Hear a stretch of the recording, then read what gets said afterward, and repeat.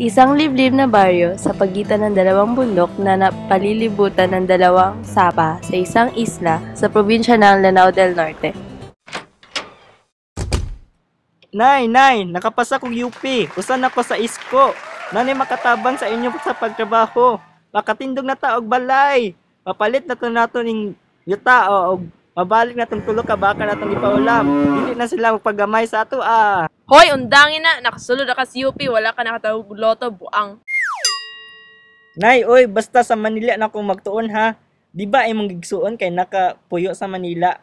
Storyahan na lang be. Naadira ko magpuyo para dili na ta mag-rent og room para wala na tay bayaran. Grabe. Baga asad sa imong nawong, uy. Yehe! Love you, Nay!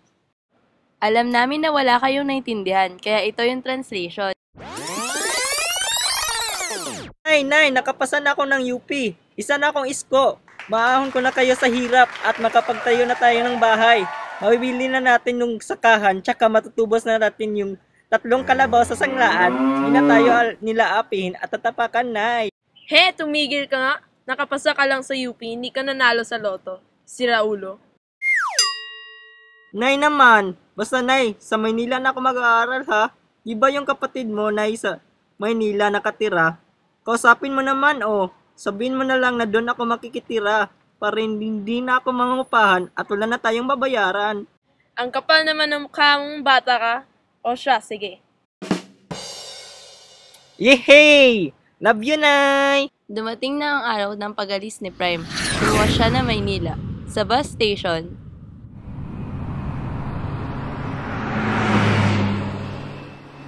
asa naman akong gagaw? Uy, ingon si nanay na siya'y magkuha sa ako. isang magalang kotse ang pumarada sa harap niya. Bumukas ang bintana nito at may narinig siyang tawag. Hey, are you Prime? Ako? Oo, ako yun! Hop in. Ano? Hop in.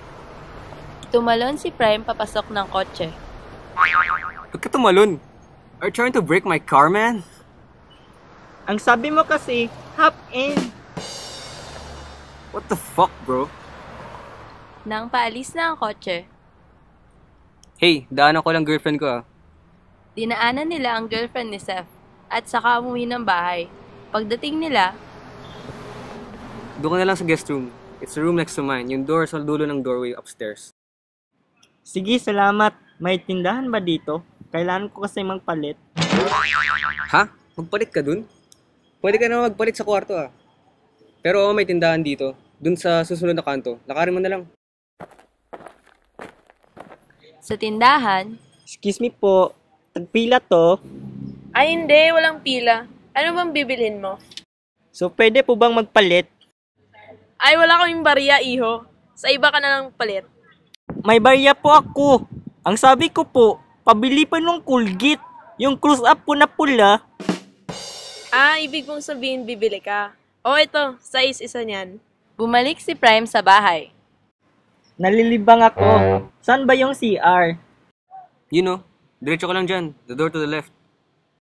Pumasok si Prime sa banyo at naglibang. Babe, ang perv naman ng prom din na yun. Maglilibang sa CR, if you know what I mean. What the hell? Ewan ko dun. Ang weirdo nga Taga-bundok kasi. Matapos ang tanghalian, nanood ng TV yung tatlo. Bumulong si Prime kay Seth. Galibog na ko, uy. Bakit magkamukha yung girlfriend mo kay Sulenisa? Ha? Gago ka ba? Binabastos mo girlfriend ko. Tang ina mo! Ba't mo ako sinapak? Nalilibog lang ako. Bastos! Suko ka na? Anong suko? Ba't ako susuko sa'yo? Wala ka naman laban Babe, tara na. Sorry for my perv cousin. Umalis ang dalawa. Nakita ni Yaya si Prime na nakalatay sa sahig. Anyare? Binugbog ako ni Seth. Ang sabi ko lang naman ay nalilibog ako sa girlfriend niya at kay Sulen. Ano? Nalilito ako sa kanila. Ay, Diyos ko ka. Magtagalog ka kasi ng maayos. Nahihilo pa ako. Ano? Nalason ka? Teka, tatawag ako ambulansya. Hindi po. Nahihilo lang. Headache po ate. Headache lang pala. Sige, kukuha ko yelo. Ang prumdi. And the conyo.